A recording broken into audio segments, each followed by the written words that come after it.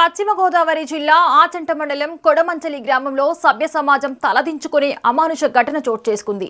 షాప్కు వెళ్లిన 6 ఏళ్ల బాలికకు మాయమాటలు చెప్పి అఘాయిత్యానికి పాల్పడ్డాడు షాప్ యజమాని 70 ఏళ్ల వృద్ధుడు వెలగన వెంకటస్వామి.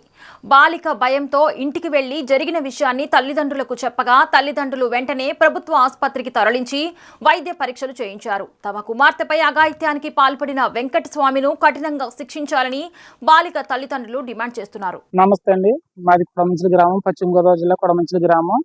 అయితే మొన్న ఏం జరిగిందంటే 1 గంట టైంలో నా భార్య నేను బెడ్లో మా అక్క వాళ్ళ పిల్లలు స్కూల్కి వెళ్ళారు. మేమే ఉన్నామండి. ఆ రోజు మా 2 పిల్లలు స్కూల్కి వెళ్ళాలి. చిన్న అమ్మాయి అంగన్వాడి, అయితే రెండో అమ్మాయికి బాగాలేదు కదా, తను కూడా ఆఫ్ చేసి ఇంటికి మాతో పాటు ఉందండి.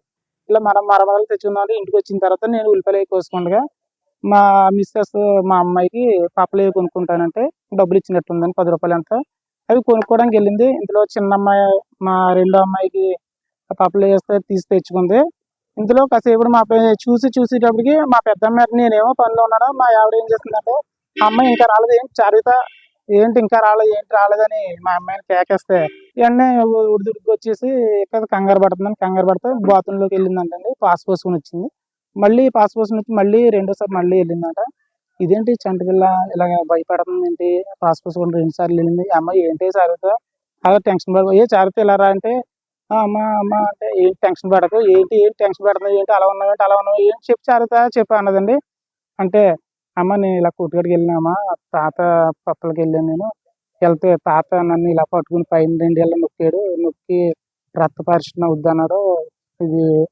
ఇది సాఫ్ట్గా ఉంటాయమ్మా నొక్కి అన్నాడు. అన్న తర్వాత ఇదో వదిలే తాత అన్నాను. వెళ్ళరమ్మా లోనకి తీసుకెళ్ళి పడుకోమ్మా అన్నాడు. పడుకోమంటే నేను ఇలా పడుకున్నానమ్మా, పడుకోబెట్టాడమ్మా. పడుకోబెట్టిన తర్వాత అది పాప నిక్కర వేసుకుని పనిలేండి నిక్కర తీసి ఇలాగా బెడ్ మీద పడుకుని కొద్దిసేపు పడుకున్నాడు కదా. ఇప్పుడైతే కాసేపు లేచిపోయిన తర్వాత అమ్మ ఇలా పడుకున్నాడమ్మా, తాత పాస్ పోసాడమ్మా నా మీద ఉంది. ఆ చిన్న బిడ్డకి పాస్ ఏదో యోనేదో కూడా చిన్న బిడ్డకి తెలియదు.